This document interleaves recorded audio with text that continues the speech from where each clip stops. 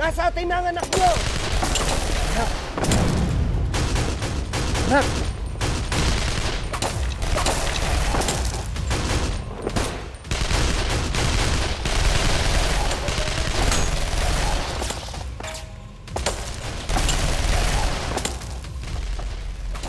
Sino ba yung mga yan?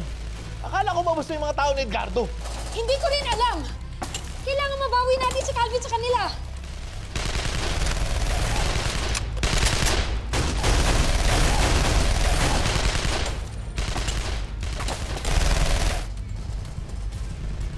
Senator, may enkwentro sa ng bahay nilang na Rebecca Chen. Pumunta kayo. Tulungan natin si Rebecca. Hinto mo!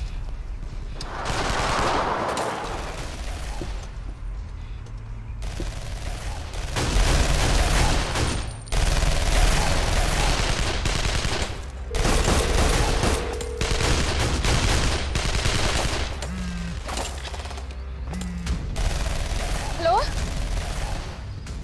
Sino ka laban niyo? Hindi ko rin alam.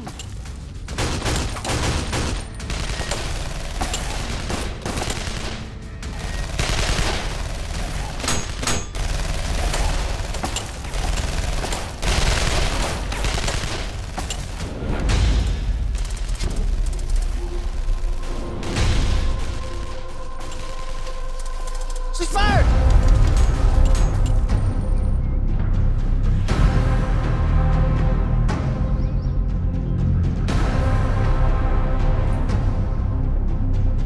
Ceasefire!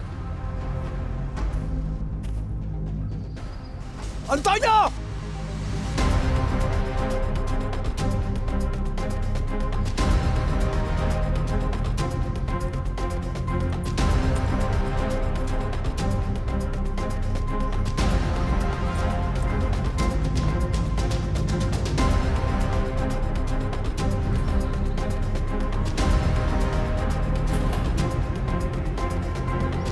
Kailangan mabalik sa akin si Calvin.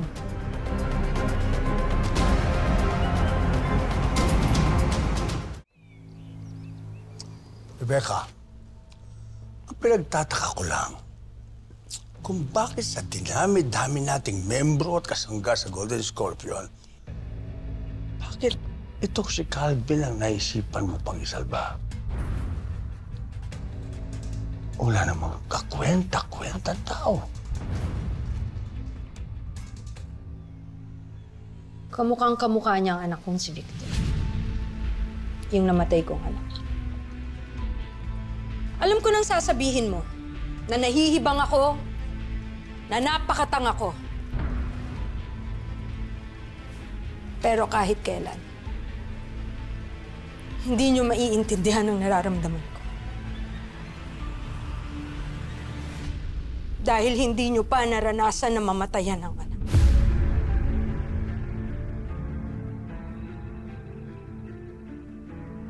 Rebecca,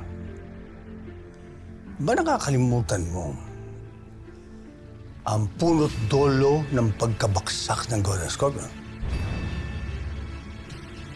Lumambot ang puso ni Edgardo. Nagpakaamat siya kay Black Rider.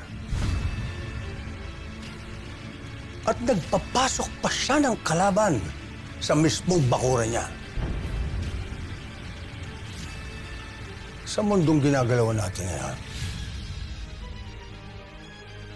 walang puwang ang puso. Utak ang pairalin. Kaya kalimutan mo na si Calvin.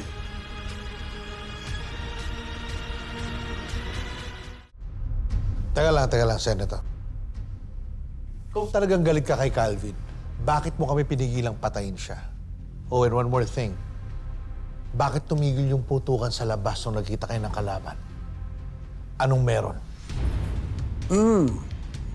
Si Antonio. Nakita ko si Antonio.